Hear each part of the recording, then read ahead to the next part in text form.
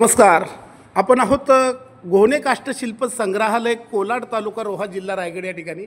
आपण हा जो फोटो पाहत आहोत तो या संग्रहालयाचे संस्थापक आदरणीय रमेश घोणे साहेब यांच्या फोटोला आपण या ठिकाणी प्रथम वंदन करूया आणि त्यांनी साकार केलेल्या ज्या कलाकृती आहेत त्या आपण या ठिकाणी पाहत आहोत. वेगवेगळ्या प्रकारच्या कलाकृती आहेत. प्रत्येक कलाकृतीमध्ये तुम्हाला सामाजिक संदेश दिसेल. हे वॉल लॅम्प आहे. याच्यामध्ये पर्वताची कलाकृती या ठिकाणी दिसते. या ठिकाणी फुलदाणीसारखं सुंदर असं या ठिकाणी आपण हे पाहत आहोत, फ्लॉवर पॉट टाईप. यानंतर आपण समोर आहेत बघा, या स्त्रीच्या हातामध्ये बेडे आहेत, तिच्या डोळ्यातून अश्रू येत आहेत आणि स्त्री पुरुषप्रधान संस्कृतीमध्ये स्त्रीवर होणारे पूर्वीचे जे अन्याय होता त्याची कलाकृती साकार केलेली आहे. या ठिकाणी आपण खाली आल्यानंतर सुंदर पद्धतीने एका मुलीचा मुखवटा आहे. नैसर्गिक अशा वेगवेगळ्या प्रकारच्या असंख्य कलाकृती या ठिकाणी तुम्हाला पाहायला मिळणार आहेत. या ठिकाणी आपण अवश्य एकदा भेट द्या.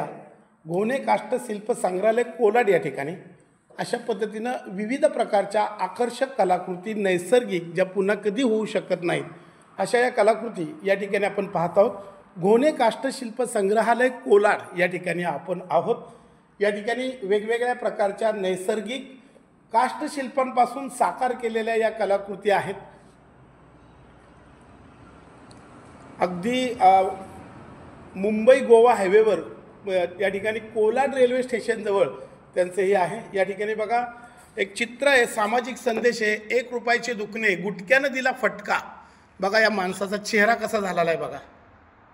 हे कलाकृती दाखवते एका माणसाचं सुंदर असं या ठिकाणी चित्र देखील या ठिकाणी त्यांनी साकार केलेलं आहे. आणि एक डीप थिंकर म्हणून एक अतिशय प्रभावी अशी कलाकृती आहे. विचार करणारी ही कलाकृती आहे की हा माणूस विचार काय करतोय. विविध प्रकारच्या कलाकृती आहेत या ठिकाणी. राजकीय नेत्यांचे देखील या ठिकाणी काही तुम्हाला अनेक राजकीय नेत्यांनी भेटी दिलेली आहेत. या ठिकाणी आपण पाहत आहोत सन्माननीय वंदनीय बाळासाहेब ठाकरे यांचं साकार केलेलं एक सुंदर अशी कलाकृती या ठिकाणी तुम्हाला पाहायला मिळते.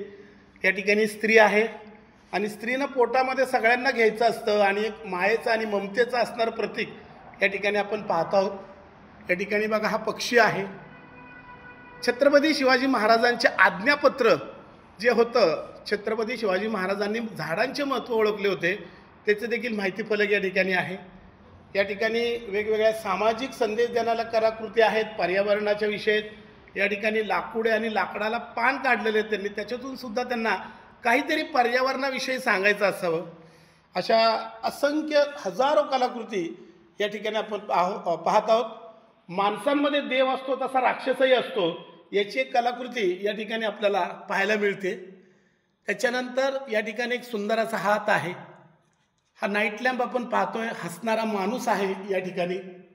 वेगवेगळ्या प्रकारच्या या ठिकाणी आपण वॉल लॅम्प्स या ठिकाणी आपण पाहत आहोत. वॉल लॅम्प्स आहेत, वॉल फ्रेम आहेत. या ठिकाणी बघा सुंदर असा हा माणूस रात्रीचा कंदील घेऊन चाललेला आहे. खूप छान आहे मानवी कलाकृती. तसेच या ठिकाणी आपण स्वामी समर्थांची सुद्धा त्यांनी एक छान अशी कलाकृती लाकडातून साकार केलेली आहे. अशा पद्धतीनं या ठिकाणी आपण आल्यानंतर अनेक कलाकृती या ठिकाणी तुम्हाला पाहायला मिळतील. खरं तर महाराष्ट्रातील राजकीय, सामाजिक, शैक्षणिक, साहित्य क्षेत्रातील अनेक दिग्गज मान्यवरांनी या संग्रहालयाला भेटी दिलेल्या आहेत.